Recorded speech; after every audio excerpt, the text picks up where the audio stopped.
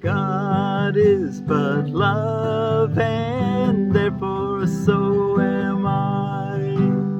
God is but love, and therefore so am I. By grace I live, by grace I am released, by grace I give, by grace I will release, by grace I live, by grace I am released. God is but love, and therefore so am I. God is but love, and therefore so am I.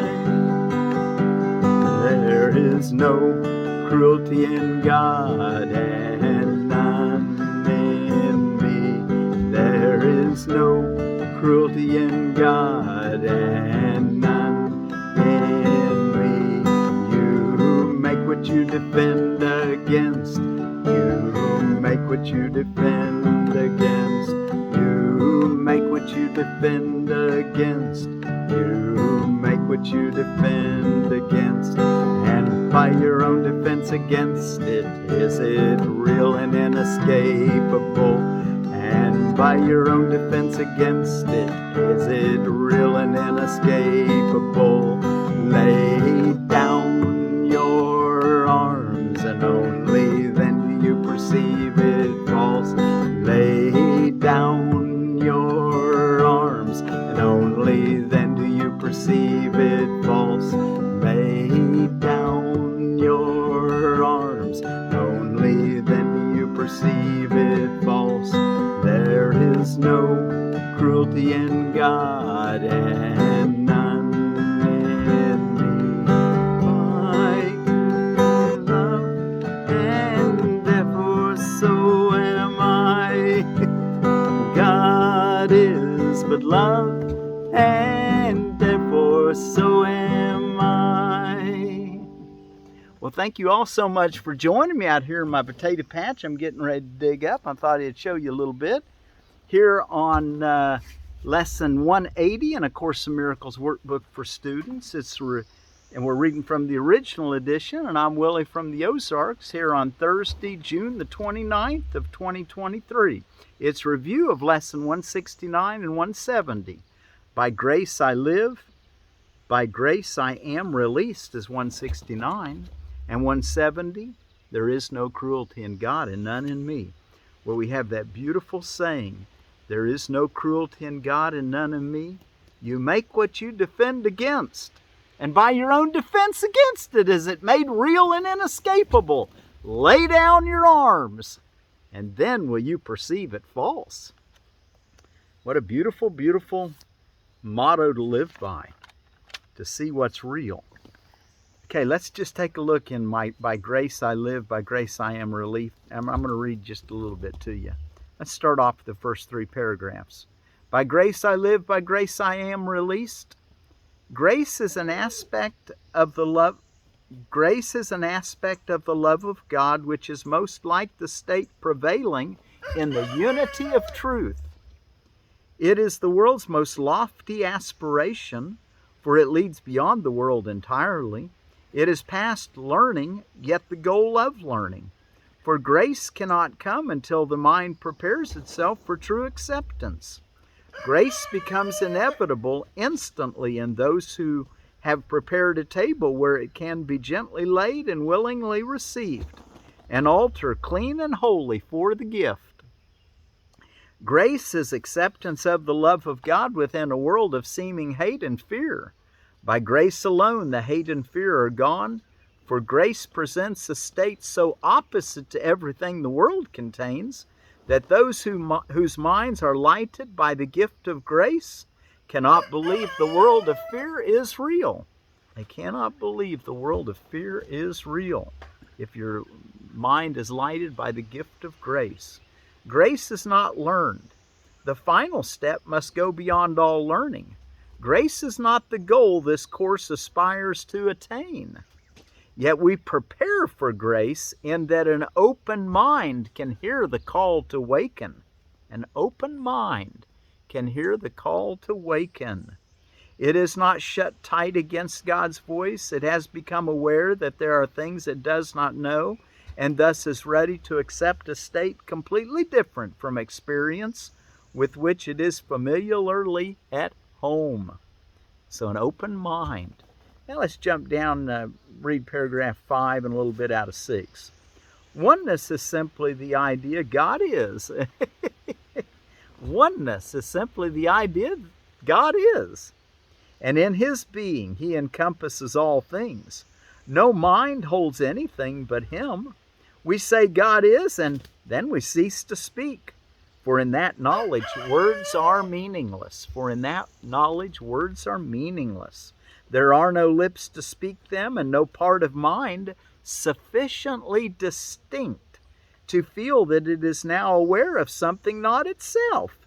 It has united with its source, and like its source itself, it merely is. We cannot speak, nor write, nor even think of this at all. It comes to every mind when total recognition that its will is God's has been completely given and received completely. Completely given and received completely. It returns the mind into the endless present, where the past and future cannot be conceived. The endless present. In just a few more sentences, I'd like to kind of...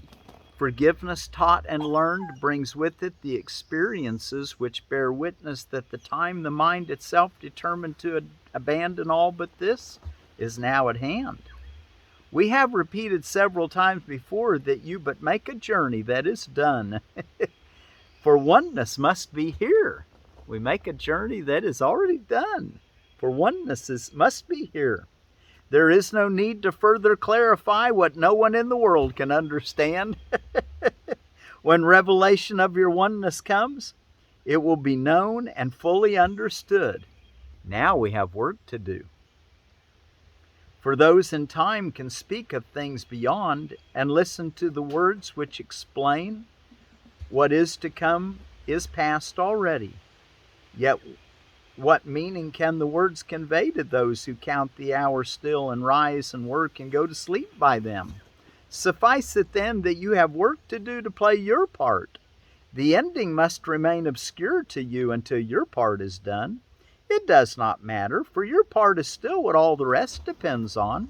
As you take the role assigned to you, salvation comes a little nearer each uncertain heart that does not beat as yet in tune with God. Forgiveness is the central theme which runs throughout salvation, holding all its parts in meaningful relationships. The course it runs directed and its outcome sure.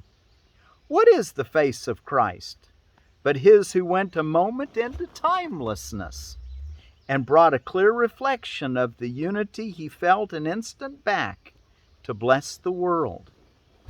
Be grateful to return, as you were glad to go an instant and accept the gifts that grace provided you. By grace I live, by grace I am released. By grace I give, by grace I will release. So there's a little short review of By Grace I Live, by Grace I Am Released, Lesson 169. Let's take a little quick look at Lesson 170, which is supposed to be thought of with the idea God is but love and therefore so am I. Also, there is no cruelty in God and none in me. The first three paragraphs says, no one attacks without intent to hurt. This can have no exception. When you think that you attack in self-defense, you mean that to be cruel is protection. You are safe because of cruelty. You mean that you believe to hurt another brings you freedom. And you mean that to attack is to exchange the state in which you are for something better, safer, more secure, from dangerous invasion and from fear. How thoroughly insane is the idea to defend from fear is to attack. For here is fear begotten, fed with blood to make it grow and swell and rage, and thus his fear protected, not escaped. Today we learn a lesson which can save you more delay and needless misery than you could possibly imagine. And it is this: you make what you defend against. And by your own defense against it is it real and inescapable. Lay down your arms, and then do you perceive it false. And over maybe in paragraph 8, as he says here, and those who see in him the God of cruelty, and those who see in the God of cruelty their safety, have no guardian, no strength to call upon in danger, and no mighty warrior to fight for them. This moment can be terrible, yet it can also be the time of your release from abject slavery. You make a choice standing before this idol, seeing him exactly as he is. Will you restore to love what you have sought to wrest from it, and lay before this mindless piece of stone? Or will you make another idol to replace it? For the God of cruelty takes many forms. Another can be found. Down in paragraph 12 and 13, a little bit more to the end. Let me just read the last of it. The choice you make today is certain, for you look for the last time upon this bit of carven stone you made and call it God no longer. You've reached this place before, but you have chosen that this cruel God remain with you in still another form, and so the fear of God returned with you. This time you leave it here, and you return to a new world unburdened by its weight, beheld not in its sightless eyes, but in the vision that your choice restored to you. Now do your eyes belong to Christ, and he looks through them. Now your voice belongs to God and echoes his, and now your heart remains at peace forever. You've chosen him in place of idols, and your attributes given by your Creator are restored to you at last. The call of God is heard and answered. Now has fear made way for love, and God himself replaces cruelty. And it ends this particular section by this prayer. Father, we are like you. No cruelty abides in us, for there is none in you. Your peace is ours, and we bless the world with what we have received from you alone. We choose again and make our choice for all our brothers, knowing they are one with us. We bring them your salvation as we have received it now, and we give thanks for them who render us complete. In them we see your glory, and in them we find our peace. Holy are we because your holiness has set us free, and we give thanks. Amen. So one last time, God is but love, and therefore so am I. By grace I live, by grace I am released. God is but love, and therefore so am I. There is no cruelty in God, and none in me. God is but love, and therefore so am I.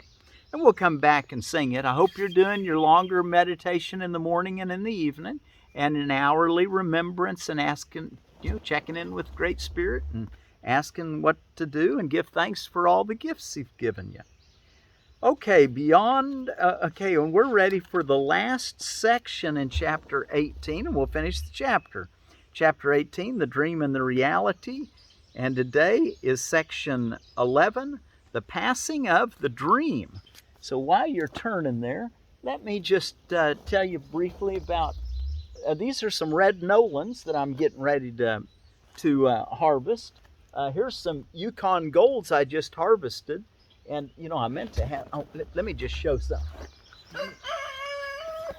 This is a potato fork, and I'd encourage you to have one just to loosen up the soil for nothing else. But look how well they work for digging up your potatoes. You just put them in there and let potatoes just come to the surface. See those more red potatoes? Anyway, that's, I kind of wanted to show you a potato fork because they're good for just loosening the soil without turning it. Which you don't really want to turn your soil. Keep the top soil on the top. That's where the bacteria that likes the oxygen's right there at the surface. You turn it over, it gets smothered. And it has to start over again. Okay, let's take a look at what on earth is going on today. It's Camera Day, Feast of Saints Peter and St. Paul.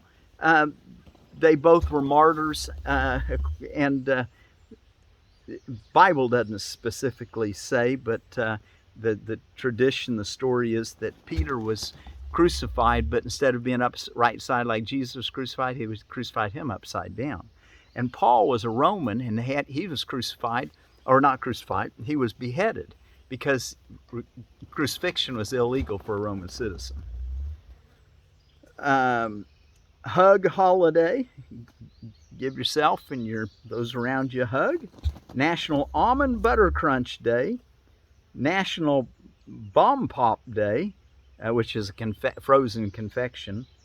Kind of like a lollipop, but frozen. National Handshake Day. Handshake, everybody. And Waffle Iron Day. You know, that electric waffle iron was made in 1911. Before that, there was a guy named Cornelius Swartwout, maybe, that perfected the waffle. In 1869, he made a really improved one that swiveled. And anyway, let's take a look briefly in Gurney's at the Hall's almond. We've talked about Hall's before out of edible landscaping, but just kind of a reminder. Hall's hardy almond, self-fertile tree, grows rapidly, 15 to 18 feet, often begins producing in its third year, yields 12 to 15 pounds of nuts when mature, showy blooms, dense foliage, good in zones 5 through 8, and that's the Hall's almond, which is the Prunus amygdalus.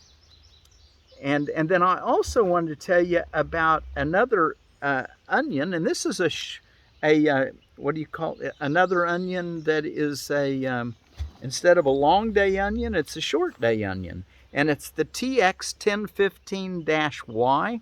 That's what its name is, and TX1015-Y.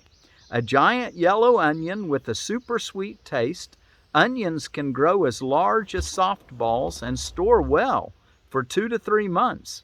This short day variety produces better further north and stores better than other short day varieties. So it's a short day onion, but it does good at the northern end of the short day, which is, remember we learned, is below the 36th parallel, about Tulsa in the United States. 115 day. Anyway, there's your yellow yellow onion. The TX1015-Y. Okay, let's go take a look now in our reading for today. The passing of the dream. This course will lead to knowledge, but knowledge itself is still beyond the scope of our curriculum. Nor is there any need for us to try to speak of what must forever lie beyond words. We need remember only that whoever attains the real world, beyond which learning cannot go, will go beyond it, but in a different way. Where learning ends, there God begins, for learning ends before Him who is complete.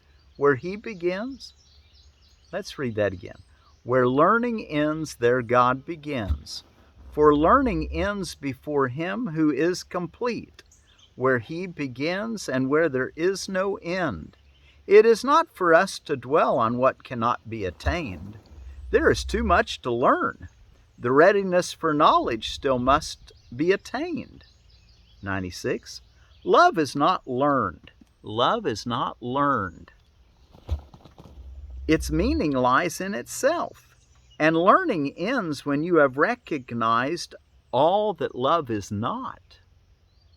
Catch that. Learning ends when you have recognized all that love is not. That is the interference. That is what needs to be undone. Love is not learned because there never was a time in which you knew it not. Learning is useless in the presence of your Creator, whose acknowledgement of you and yours of Him so far transcends all learning that everything you learned is meaningless, replaced forever by the knowledge of love and its one meaning. 97. Boy, that sure does speak well of our introduction in A Course in Miracles, where he says, let's just turn to it real quick, and I should have had that open for you. I didn't think I was going to do this. But there at the beginning, he says, this is A Course in Miracles. It is a required course. Only the time you take it is voluntary. Free will does not mean that you can establish the curriculum. It means only that you can elect what you want to take at a given time.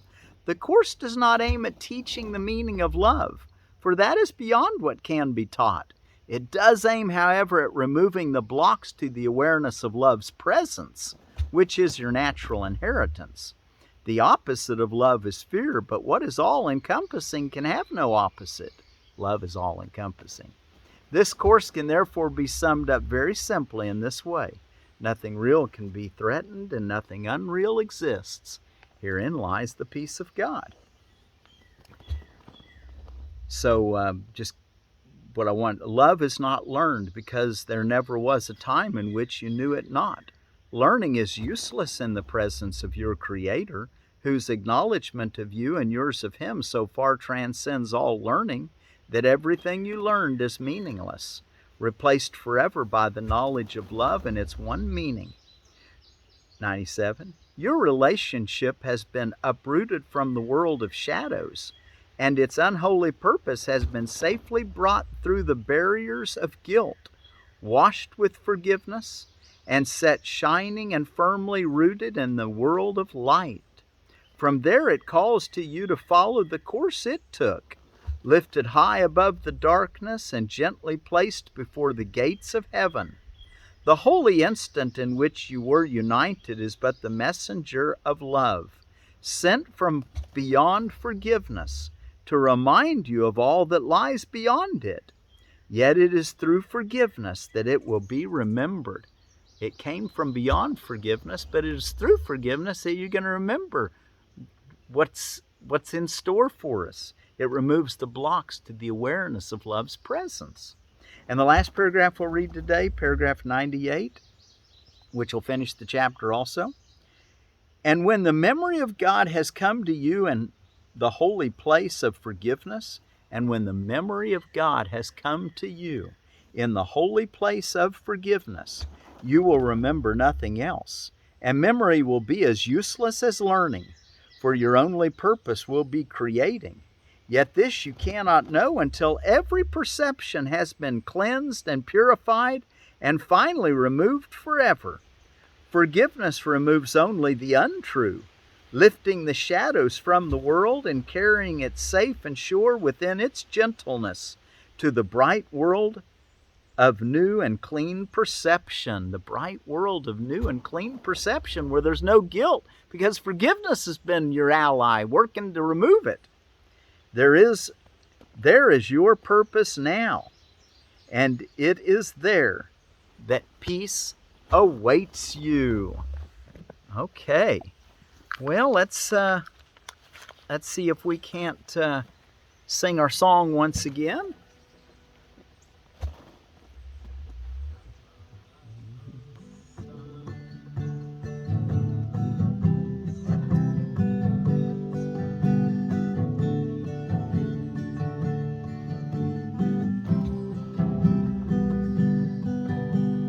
God is but love, and therefore so am I.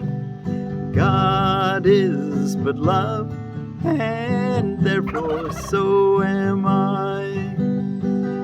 By grace I live, by grace I am released. By grace I live, by grace I am released. By grace I give, by grace I will release. By grace I live, by grace I am released. By grace I live, by grace I am released. God is but love, and therefore so am I. God is but love, and therefore so am I. There is no cruelty in God, and none in me. There is no cruelty in God, and none in me. There is no cruelty in God, and none in me. You make what you defend against. You make what you defend against. You make what you defend against. You make what you defend against. And by your own defense against it, is it real and inescapable? And by your own defense against it, is it real and inescapable? Lay down your arms, and only then do you perceive it false.